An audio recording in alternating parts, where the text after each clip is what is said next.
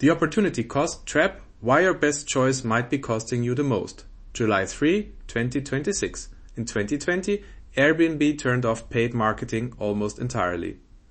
Travel demand had collapsed, the IPO was on hold, and Brian Chesky told his marketing team to cut spend. Total marketing budget dropped from $1.62 billion in 2019 to $545 million in 2020, a cut of roughly 2/3 within 9 months. Going into the crisis, close to 90% of Airbnb's traffic was already direct or unpaid. After slashing spend by that much, the number barely moved. 91% direct or unpaid for the first 9 months of 2020, 93% in the third quarter. Demand recovered as travel reopened and Airbnb went into its IPO profitable. What that number exposed is a cost most businesses never put a figure on. A large share of Airbnb's performance marketing budget had been paying to recapture demand the brand already owned. People searching for Airbnb by name were clicking a paid ad anyway, because the ad was there, not because the ad created them as a customer. Every dollar spent that way had an alternative use. New customer acquisition, product, brand campaigns, anything that would have generated demand that did not already exist. The company had been paying full price for something it would have gotten for free. That gap between what you spent and what the same money could have earned you elsewhere is opportunity cost. It is the cost with no invoice attached to it, and it is bigger than most line items on the income statement. What opportunity cost actually means, economists define opportunity cost as the value of the next best alternative given up when a choice is made.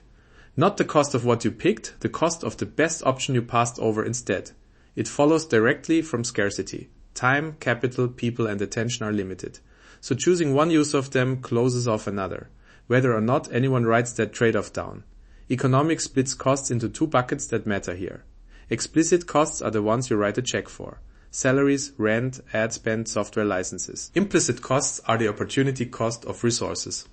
The business already owns and could deploy elsewhere, such as the owner's own time, capital parked in a low-return project, or a warehouse used for storage instead of rented out. Total revenue minus explicit costs gives you accounting profit. Total revenue minus explicit and implicit costs gives you economic profit. Total revenue minus explicit and implicit costs gives you economic profit. A business can report a healthy accounting profit while running a negative economic profit, meaning the owner would come out ahead doing something else entirely with the same time and capital. Standard P&Ls track cash. They were never built to track alternatives. One distinction gets confused constantly. Opportunity cost is not sunk cost. A sunk cost is money already spent and gone, and it should have no bearing on what happens next. Opportunity cost is forward-looking. It is the value of the road not taken assessed at the moment of the decision. Charlie Munger built an entire investment philosophy on that forward-looking view. In 1972, he pushed Warren Buffett to buy See's Candies for $25 million, a price that looked expensive next to the cheap, mediocre stocks Buffett had built his early career on. Munger's argument was not that See's was a bargain, it was that measuring the price against old bargain hunting habits was the wrong comparison.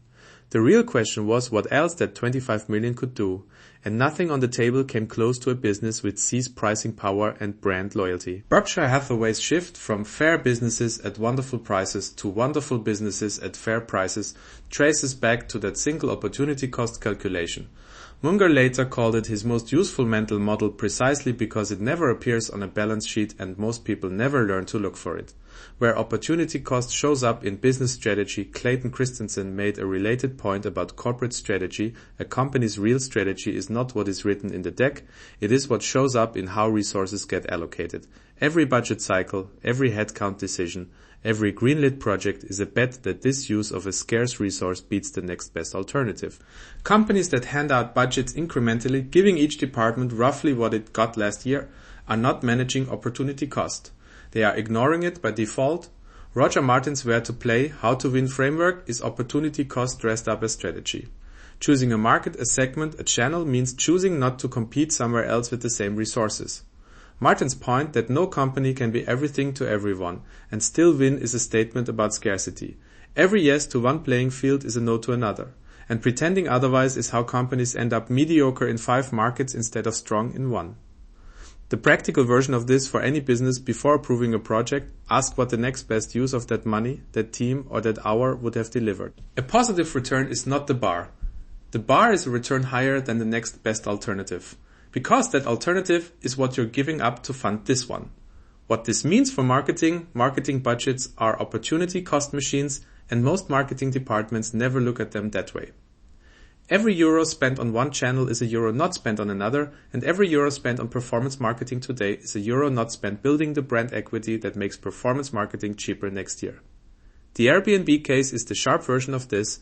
Paid search that recaptures branded demand has a real opportunity cost, since the same budget could go toward campaigns that create new demand instead of harvesting demand that already exists. P&G ran a smaller, earlier version of the same experiment.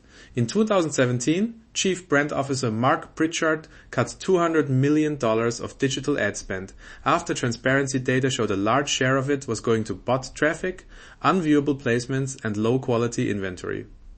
Reach went up 10% despite the cut because the money that used to disappear into waste got redirected toward media that actually reached people. WARC's multiplier effect report puts a number on the marketing version of opportunity cost at the budget mix level, shifting from a pure performance strategy to an integrated brand and performance approach lifts revenue ROI by 25% to 100%. Going the other direction, from a mixed approach to pure performance, drops ROI by an average of 40%. That drop is the opportunity cost of a decision that looks safe this quarter and gets expensive over the next 8. This is also why the doom loop of cutting brand budgets under short-term pressure does so much damage. Every euro pulled from brand building into short-term performance activity has an opportunity cost that does not show up immediately. It shows up 18 months later as a weaker brand, higher acquisition costs, and a performance funnel with nothing left to harvest. To sum up, opportunity cost is the biggest cost most businesses carry and the one almost nobody puts a number on, because no invoice ever arrives for it. It is the demand you paid to recapture instead of building new demand. It is the wonderful business you nearly passed on because a cheaper option looked safer on paper. It is the market you did not enter because the resources went somewhere else instead. The fix is not complicated. Before the next budget approval, ask what else that money could do, and whether this use actually beats it. Most businesses skip that question entirely. The ones that do not tend to be the ones still standing once the easy demand frees up.